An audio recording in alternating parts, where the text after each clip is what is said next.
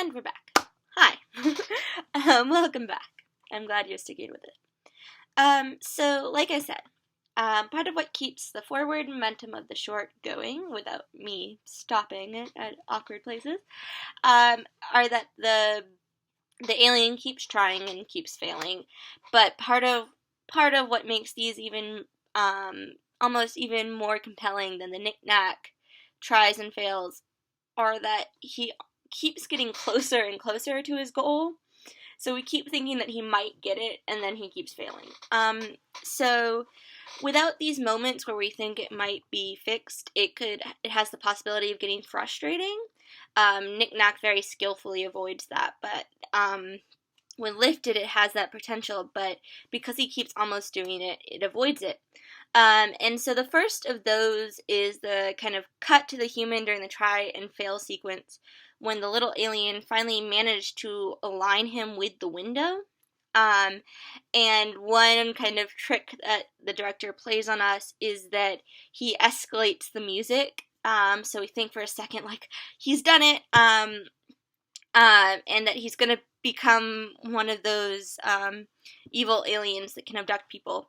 But as soon as he is lined up and the alien presumably hits the lever to send him up to the spaceship, he just instead gets launched right into the wall, and the music cuts out as a joke that he has failed, and so he does not deserve the creepy alien music. He is not there yet. So this is also the point in the narrative where Lifted really distinguishes itself as emotionally different than Knick-Knack. So like I said before repeatedly, at no point in Knick-Knack do we feel sorry for the snowman. Other than his kind of fundamental isolation, he doesn't really do much to make us really feel for him. But at this moment in Lifted, we cut back to the little alien, and he looks completely sad and dejected with his finger still on the lever. So this is the moment where he becomes a much more sympathetic protagonist other than his fundamental characteristics, because he's losing that kind of cocky teenager self-confidence, and he's actually starting to believe that he can't pass this test that he cares so much about. And it kind of differentiates him from Pixar protagonists from before, specifically characters like Luxo Jr. and Tinny, because while it's a lot like Luxo Jr.'s Crumpling, but those films both contain tests of character for the protagonists, and the way those characters respond say something about their inherent strengths and weaknesses. So even though Junior crumbles, he responds to his failure by simply bouncing back and getting another ball and starting again. So he has childhood innocence that makes him resilient and positive. Tinny, while ultimately tested, behaves heroically, but deciding to face his fears to help the baby.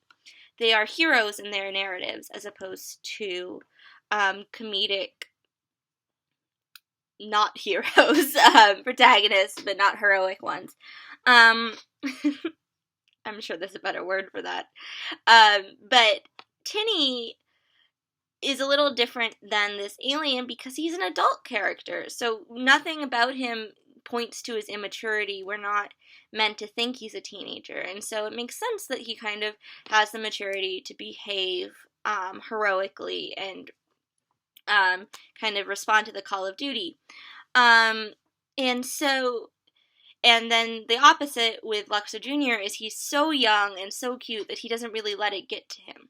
And so this alien falls in between. He's too immature to behave like Tinny, but he is too old to be as carefree as Junior.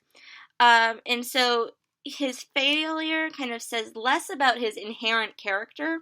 Like, I don't come out of Lifted thinking that he's a bad alien or a good alien. We don't really know because his age masks that. It's all about what it's like to be a teenager when everything is kind of going haywire, and it's really hard to judge a person's character. So unlike the snowman from Knick-Knack, though, he is not an unsympathetic soul. He's just really not ready to be doing what he's doing. So The ultimate comedy in the short is rooted in the fact that he cannot pass this test.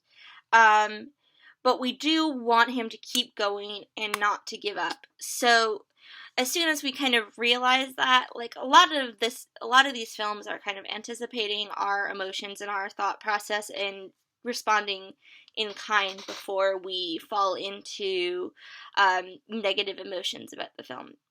So at this point, we get a point of view shot as the little alien looks at the control board. And by that shot, we get a first-hand account of just how mysterious and confusing this board is. And so Rydstrom designed it for maximum incomprehension. All the levers look the same and are arranged in these really straight, uniform lines. And so we get access to the sadness and the confusion of Little Alien, partly because we now understand his frustration. Like, how could he remember what to hit when they all look the same?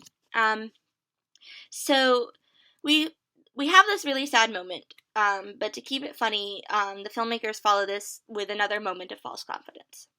It's really important for consistency's sake that the tone of the film returns to comedy.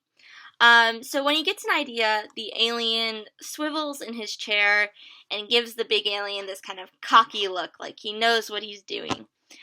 So this is kind of a throwback to Knick Knack, because an arrogant protagonist is an inherently less sympathetic protagonist. So at this point, it'll be like we're not kicking someone when they're down. It'll be like this guy thinks way too much of himself, and so when he fails, it's funny. So it is also annoying to the big alien, which is just really funny because his kind of neutral, vaguely annoyed expressions ground us in reality. Because these little aliens' actions have consequences, and his false confidence is a little bit more of a problem. Like, he could potentially hurt this guy, even though we know that he won't because it's a comedy. And so the big alien kind of helps us realize how ridiculous this all is and how incompetent the little alien is. So it's also in this moment that the alien gives up trying to figure out things on his own. Again, something that still makes him a little bit less sympathetic because he now tries to cheat. Because he keeps looking at the big alien for approval. He keeps looking at him going like, am I doing this right? Am I doing this right? And of course, the big alien gives us nothing. It really is, he's cheating and he's trying to get around the fact that he does not know how to do this, and so, it's just, at this point, instead of being, a sad teenager, he can't accept his failure, but he also can't figure out how to fix it. It's a mess. And so we can align instead with the big alien, because we could imagine how irritating it would be to be in the presence of this little alien who just won't give up, but also is completely incompetent. And at this point, because he started to cheat, he really doesn't deserve it. He doesn't deserve the victory. And the big alien knows this, and he knows that it's his job not to interfere. So the little alien kind of understandably gets more and more frustrated, and it's kind of this build-up of emotional tension. Of him trying something, failing again, and then we have a tantrum. And this tantrum is primarily a release of the tension that is built up so far. So we have the patience of the opening shot, the indifference of the examiner, and finally the assorted failures of the little alien. And all of these have been kind of restrained, and this is the first time emotions kind of really run high and explode. So while we may sympathize with the little alien because we don't know how this works, his tantrum is kind of solidifies our superiority, because his tantrum is childish and aggressive, and it's really hard to feel for him when he is behaving so immaturely. And it also gives us a laugh because we have an extreme juxtaposition, because once again the examiner stays neutral and the sleeping man gets thrown all over the place yet still remains sleeping. So all this tantrum ends up doing is showing the extent of how immature this little alien is. So it's just kind of this big crazy thing that gives us nothing.